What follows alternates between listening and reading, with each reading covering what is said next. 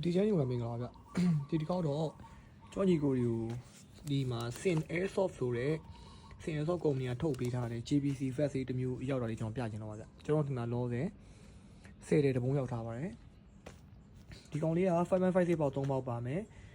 ကျွန်တော်လက်ပစ်ပုံးတွေ radio တွေချိတ်တဲ့နေရာပါမယ်ကတ်ခွာကတ်တဲ့နေရာပါမယ် quick release ဖြစ်မယ်နော် quick release ဖြစ်မယ်ဒါအရှိပဲအနောက်ဘက်မှာဆိုလို့ရှိရင်တော့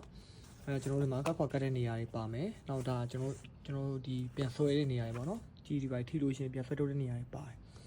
အားနည်းချက်ကတော့ CAD ဘာတွေမပါဘူး radio 8တွေမပါဘူးနောက်ပြီးလို့ရှိရင်ကျွန်တော်ဒီမှာဘေးမှာလည်းကျွန်တော်8တွေမပါဘူးပေါ့နော်ဘေးမှာလည်း8တွေမပါဘူးနောက်အတွင်းမှာ air cushion တွေမပါဘူး air cushion မပါဘူးပေါ့နော်ဒါပေမဲ့ချိုးသားတဲ့ quality ကောင်းတယ်နာမည်ရှိပြီးသား Airsoft ကုမ္ပဏီကထုတ်ပေးထားတာဖြစ်တယ်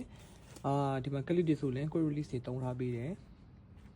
ဒါပေမဲ့အားနည်းချက်ကတော့ခုနပြောသလို radio pouch မပါဘူးစကားပြောစက် AD မပါဘူးအဲ့ဒါလေးကပြန်ဝယ်ထည့်ရမယ်